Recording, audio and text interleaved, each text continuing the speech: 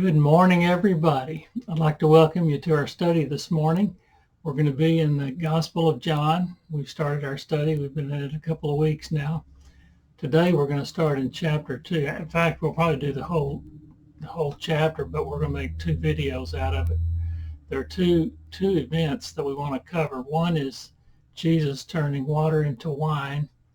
That'll be the first video. Then we'll go to a new video, which will be about Jesus running the money changers out of the temple. So let's go ahead and get started. We're going to cover Jesus turning water into wine. It's chapter 2, verses 1 through 11. Cana is about, it's either 4 miles or 9 miles, depending who you talk to, from Nazareth. And it says that it happens on the third day. Let me read the first verse. On the third day, a wedding took place at Cana in Galilee. Jesus' mother was there. Okay, this wedding happens on the third day. This is following the calling of the first disciples, if you recall. We covered that last week. Maybe it's the third day going through Galilee. Who knows? Maybe it's a reference to the resurrection. Anytime you see a reference to the third day in the New Testament, it seems like everybody wants to jump to the conclusion that it's going to be some kind of metaphor or some kind of application to the time when Jesus will be resurrected. I don't think it does necessarily, but maybe the third day is after the reporting of the calling of Nathaniel from last week. I've already mentioned that. So anyway, who knows? It's the third day. Nonetheless, we're at a wedding. Weddings were important events. Of course, they're important events for us today as well, but they're short. You go and have the service, have a reception, and even if it's a long reception, the whole event is considered to be reasonably short. When Jesus reflected on heaven or the arrival of the Messiah, they thought about when Jews reflected on heaven or on the arrival of the Messiah, they thought about banquets, and the biggest, most exciting banquet would be a wedding banquet, which is what we're talking about today. So let's look at verse 2. Okay, so Jesus' mother was there from verse 1. Jesus' mother was there in verse 2, and Jesus and his disciples had also been invited to the wedding. So Jesus, his mother, Jesus' disciples are all at this wedding. We don't know who the wedding was for. But the Bible does say they were invited. They're not wedding crashers. Okay. Verse 3 goes on to say, in verse 3, when the wine was gone, Jesus' mother said to him, "They have no more wine." Wow. We don't know if the ceremony had already been performed and they're into the reception, but we're already out of wine. There's no Coke. There's no Dr. Pepper. There's no Perrier. It's only wine. There's only wine, and wine was it. And when there was no more wine, the wine was gone, and there would be a loud sigh of, what would you guess? Bummer. That's what you would hear. Bummer. We're out of wine. Okay. For starters, they were not supposed to be out of wine. This was a big deal. They're not serving soft drinks. There's no Coke and Dr. Pepper there. There's no bottled water. There's no Perrier. Wine was it. That was what they drank. It was not a watered down version. It was not a non-alcoholic version, it was not grape juice, it was wine, and they're out of it. So everybody, if you're having a wedding and you're planning your reception, you want to make sure everybody is served. So there was no difference there. The wedding, the whole deal of a wedding was probably a bigger deal than it is now. So if you run out, it's a very sad thing.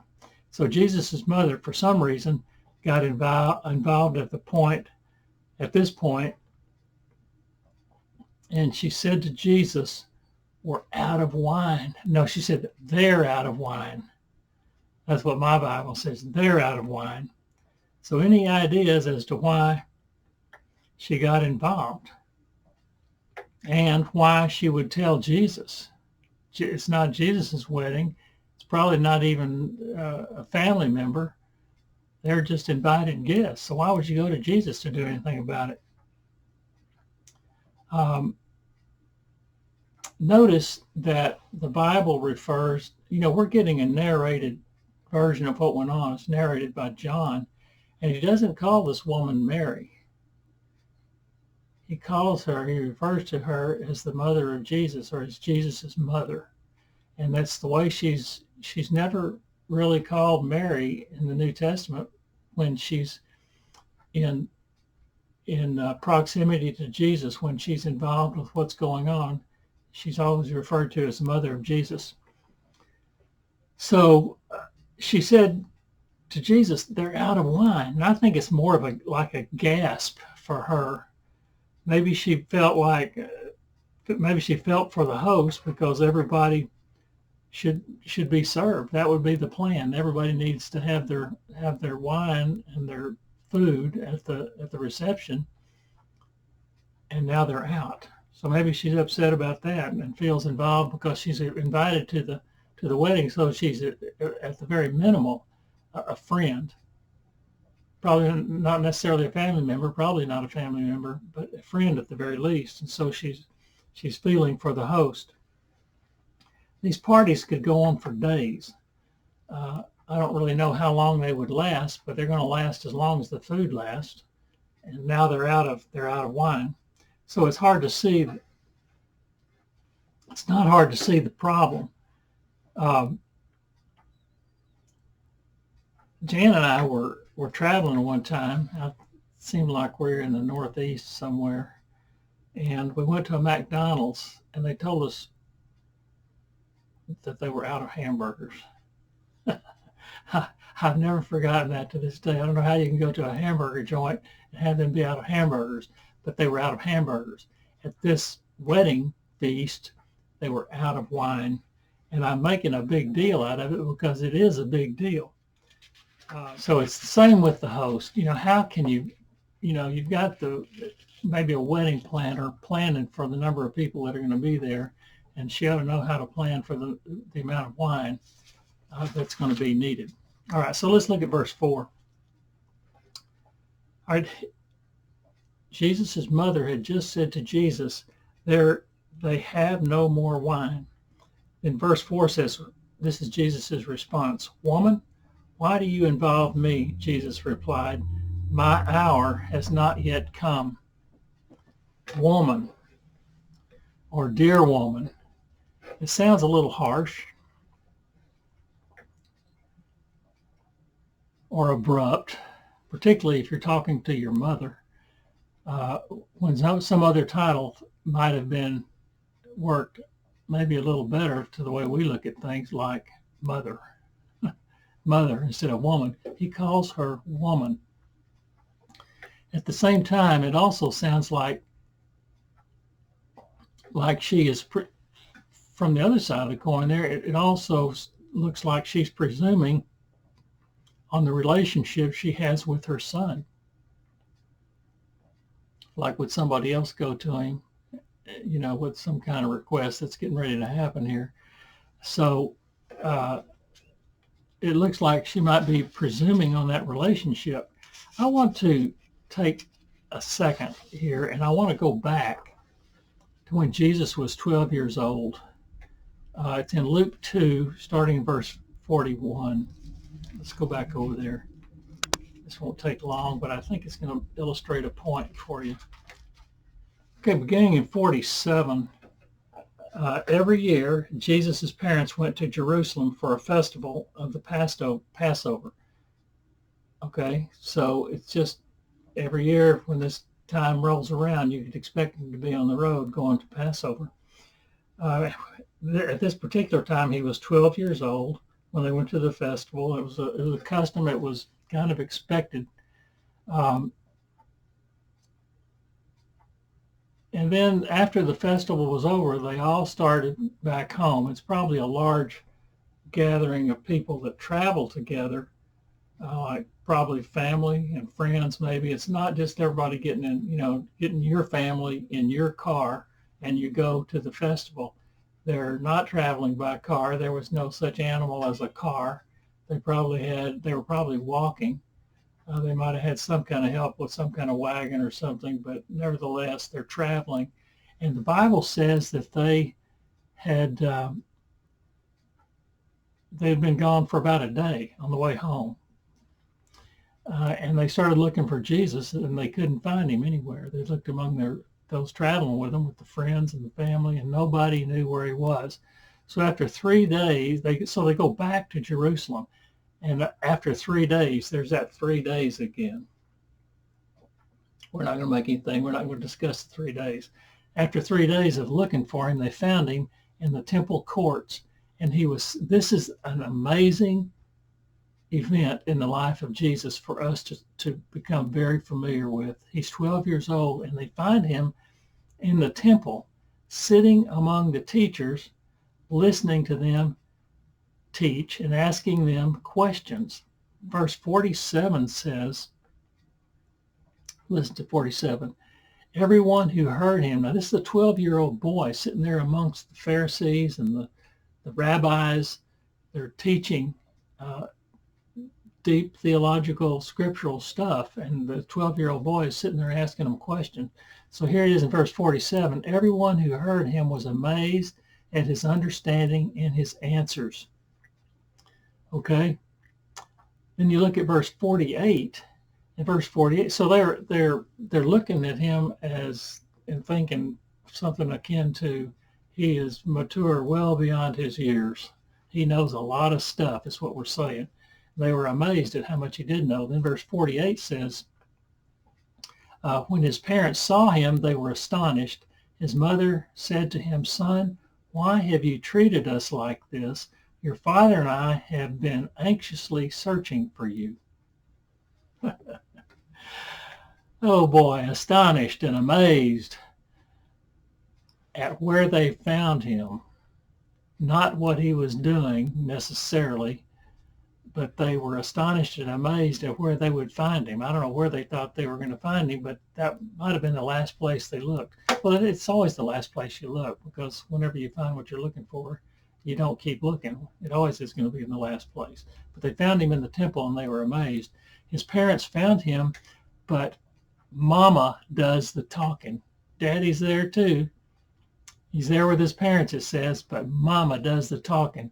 She was dumbfounded and anxious in their efforts to find him. And you would be too. If you lost your son for 3 days and you didn't know where he was, you don't know if you're ever going to see him again, so on and so forth. And she's upset. But she's the one that does the talking. Okay? And look what she said in verse 48. She says, why have you treated us like this? She took it personally. Okay? I don't think Jesus was, I don't know how he got left behind. I can't picture that, but I know of a family that accidentally left a son behind. They didn't lose him for 3 days. They were traveling in a station wagon. They realized if they got down the road, hey, he's not in the car. We went back and there he was waiting on them. So it can happen if you got a large family gathering. And that's kind of what happened here. I don't think Jesus was hiding from him, saying, hey, I got to be in the temple today, so I'm going to hide out, let them see if they leave me behind. It wasn't that at all. But there he is, and they find him, and they're amazed. at what he was doing. They were amazed, two things, where they found him and what he was doing. Look at verse 50. No, I'm sorry, look at verse 49. We didn't cover that. So Jesus responds to her. She says, why have you treated us this way? She takes it personally, and Jesus says, why were you searching for me? He asked, didn't you know I had to be in my Father's house? It's the most amazing of the verse. Verse 50 is the most amazing of the verses and the most important. They did not understand. It says they did not understand what he was saying to them. What he said to them, why are you searching for me? Didn't you know I had to be in my Father's house? They didn't understand. The man and woman who had a visit from an angel to announce the coming of Jesus, where he would be born, what to name him, all of that stuff, did not understand him. Here he is 12 years later. That event happened, and they still did not understand. They did not understand even after raising him for 12 years. They watched him grow up for 12 years. And I'm sure, I don't know if they ever had to spank Jesus. I always wonder what kind of a baby child he was, what kind of a preteen he was. He's probably a real good boy. I know he was raised under the law, and he kept it. So, but they did not understand, even after seeing that, they did not understand what he was saying to them. So you start from going through all these times, you get three different, they did not understand. This third one says they did not understand what he was saying. Once again, what he said was, why were you searching for me? Didn't you know I had to be in my Father's house? All right. For me, this event in Jesus' life points out one of the needs for Jesus to be baptized. We talked a little bit about that last week. I've got a video I was wanting to get produced this week, and I didn't get it done. Maybe I can next week. But it's about the baptism of Jesus. We didn't talk about it in great detail last week, but I wanted to cover it in more detail because it's very important. Okay? But for me, this event in Jesus' life points out one of the needs for Jesus to be baptized. His own mother did not know that he was the Messiah. That's the most amazing thing. She got the visit from I already covered that. She got the visit from the angels, as did Joseph. She raised him for 12 years. Now she's found him in the temple. She did not know she did not understand. She did not understand. But Jesus would receive a public anointing from the Holy Spirit when he's baptized. That anointing and the public coming of the Holy Spirit in the form of a dove to light on him is the public display of his identification as the Messiah. From there, his 3-year ministry begins. All right. Now, what is important is that occurred before, and I've said, Mary did not understand up to that 12-year time that he was the Messiah. Now he's gone through this baptism. He's publicly identified as the Messiah. John has been preparing for him. John the Baptist has been preparing for the Messiah to come, and now he's being identified as the Messiah. So now Mary is going to know, and the next thing after that is they're at a wedding. Okay? So the situation for Mary is different at the wedding than it was when he was 12 years old, and he was found at the temple teaching and asking questions. So that's an important thing to know. The situation is different. He is still Mary's son, but now she knows he's the Messiah. He calls her woman, not mother. He calls her woman. Jesus is making a declaration of independence. Okay? He's always going to be Mary's son.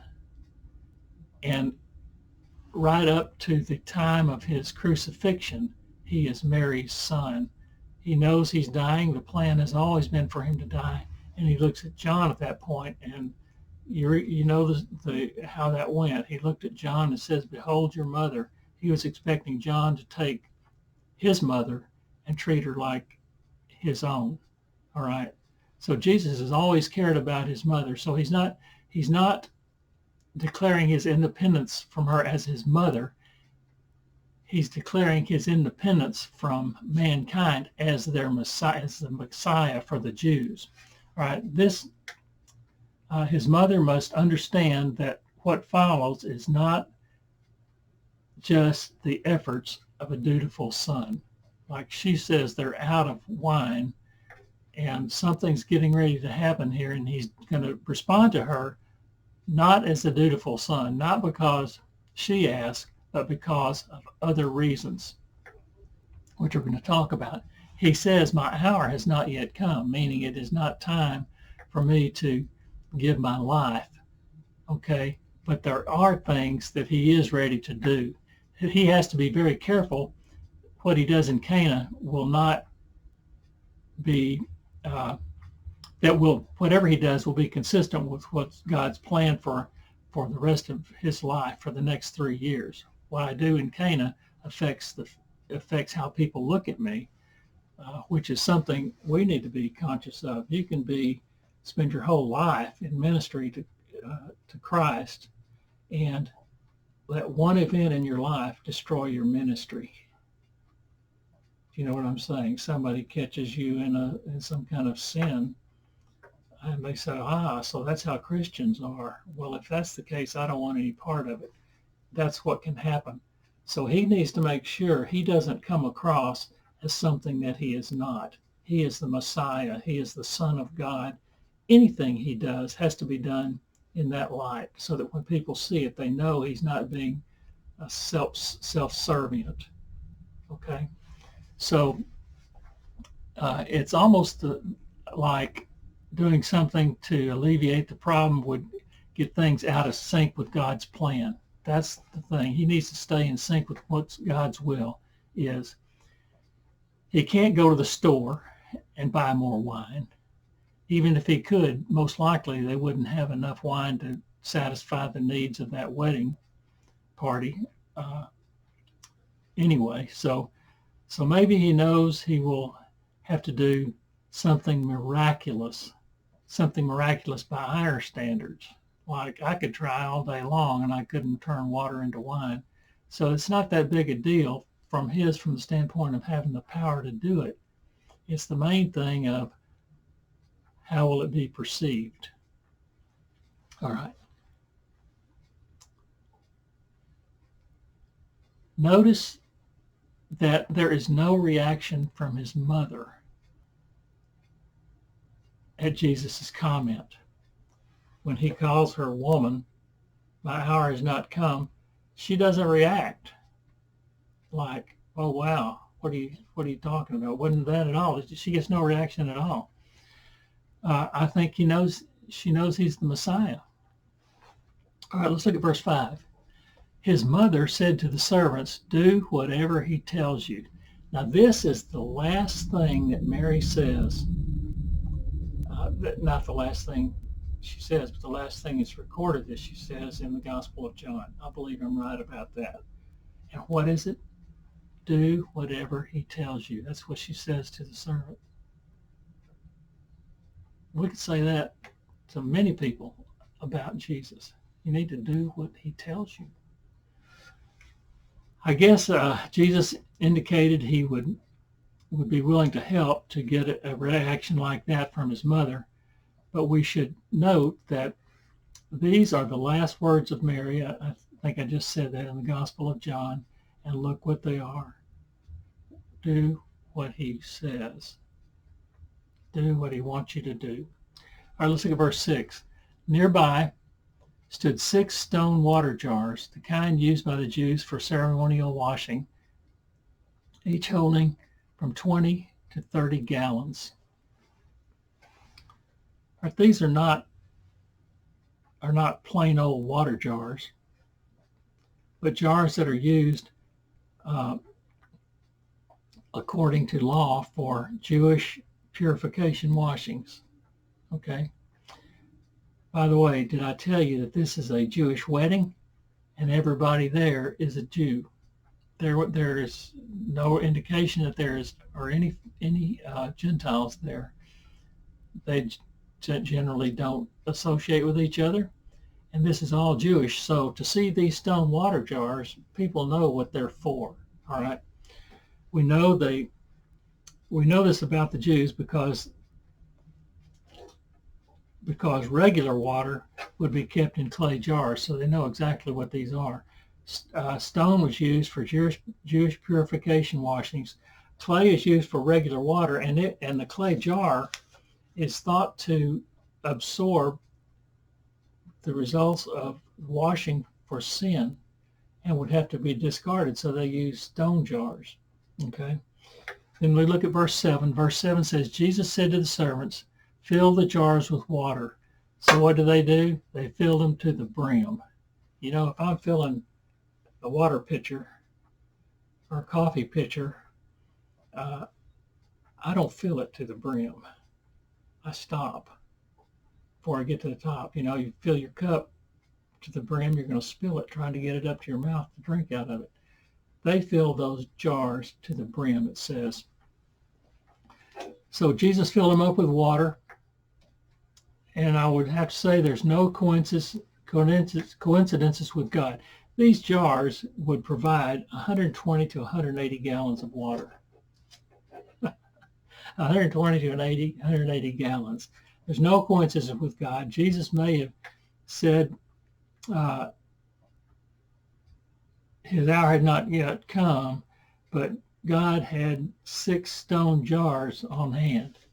He said, my hour has not yet come. Remember, that's one of the things he said to his mother. But yet there's those stone jars that are available.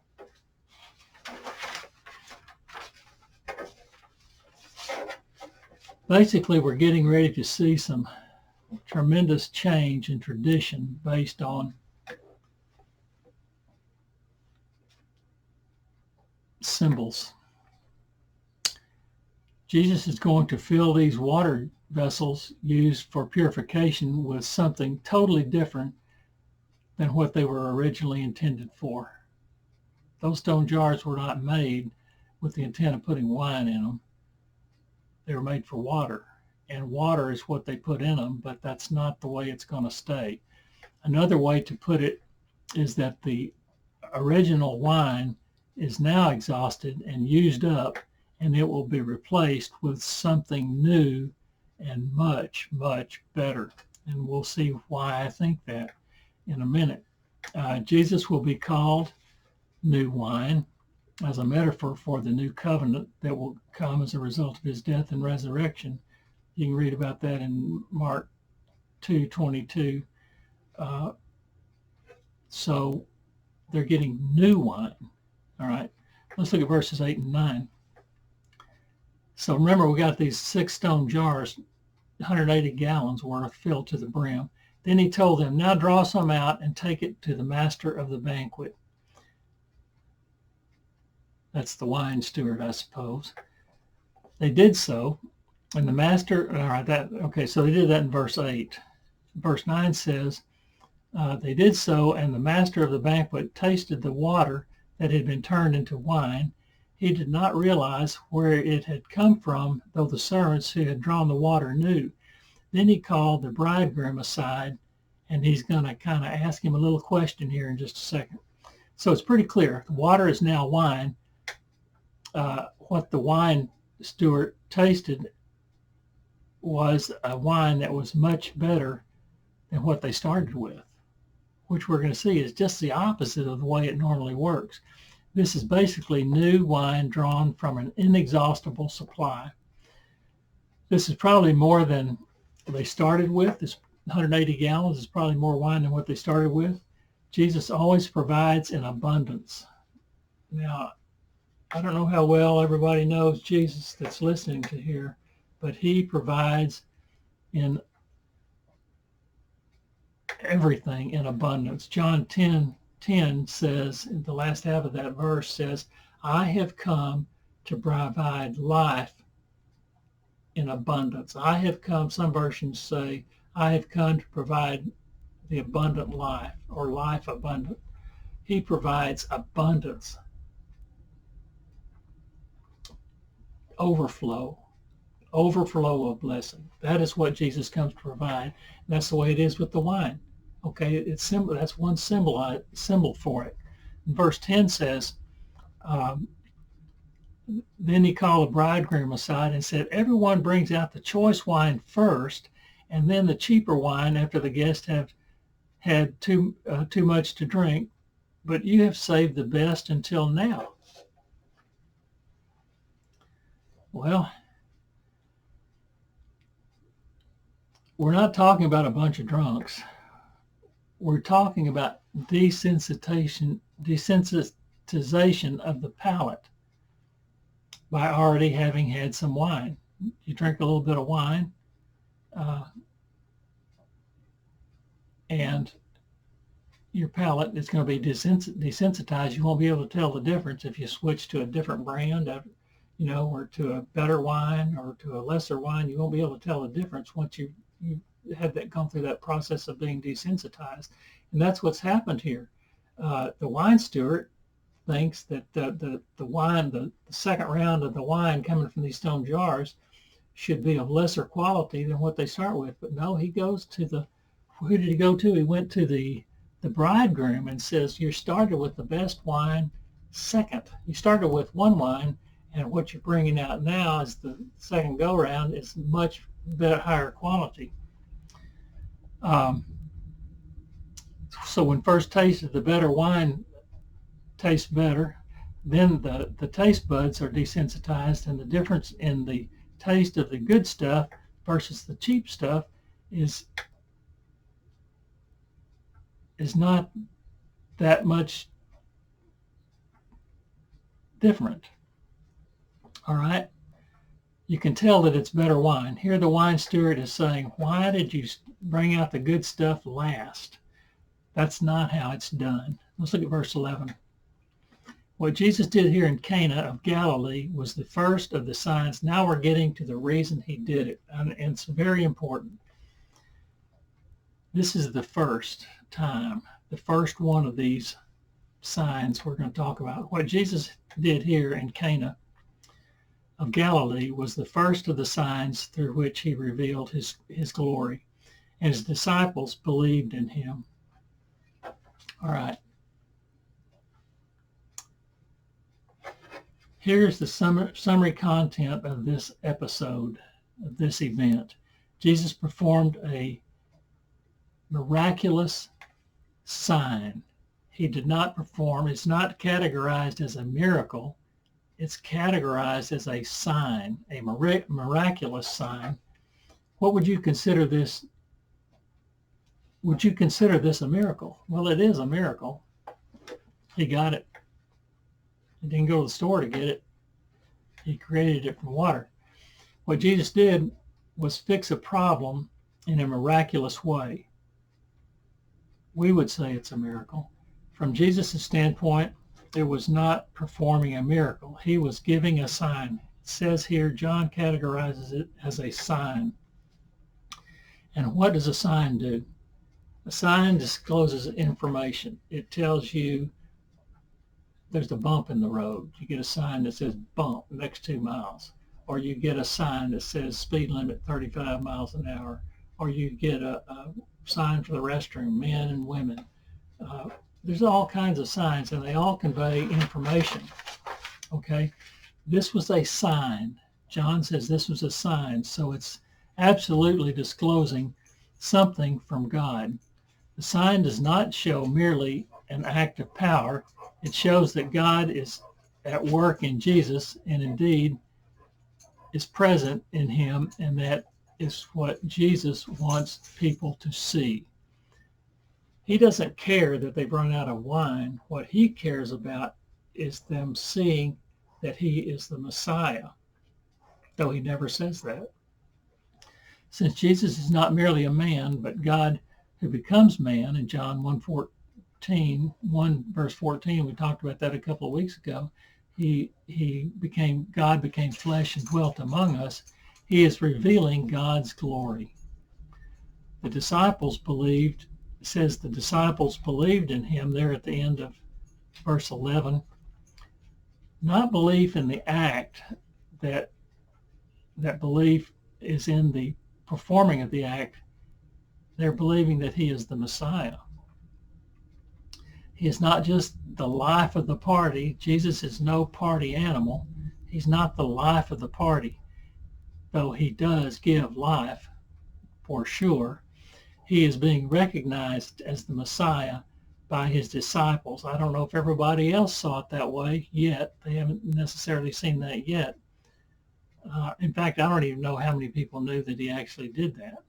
But nevertheless, he is recognized as the Messiah by his disciples. All right. Okay, that's all I have for you on that first event.